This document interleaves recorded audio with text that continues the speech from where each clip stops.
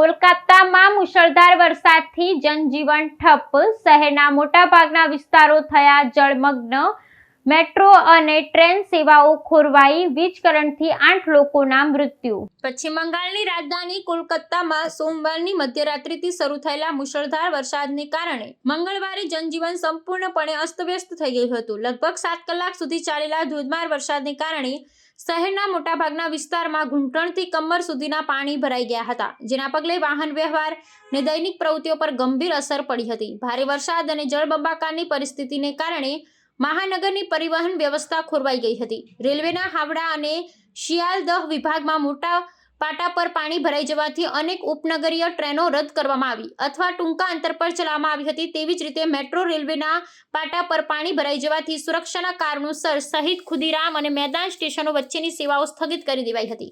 શહેરના અનેક માર્ગો પર વાહન વ્યવહાર બંધ થવાથી નોકરિયાત વર્ગ અને શાળાએ જતા વિદ્યાર્થીઓને ભારે હાલાકીનો સામનો કરવો પડ્યો હતો અને ઘણી શાળાઓમાં રજા જાહેર કરી દેવાઈ હતી. સ્થાનિક હવામાન વિભાગના જણાવ્યા અનુસાર બંગાળની ખાડી પર સર્જાયેલ હવામાન પ્રણાલીને કારણે આ ભારે વરસાદ થયો છે.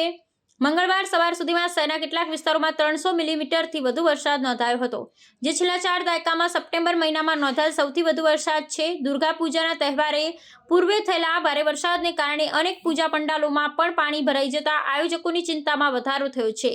વીજ કરંટ લાગવાને કારણે શહેરમાં ઓછામાં ઓછો 8 લોકોના મૃત્યુ થયાના અહેવાલ છે.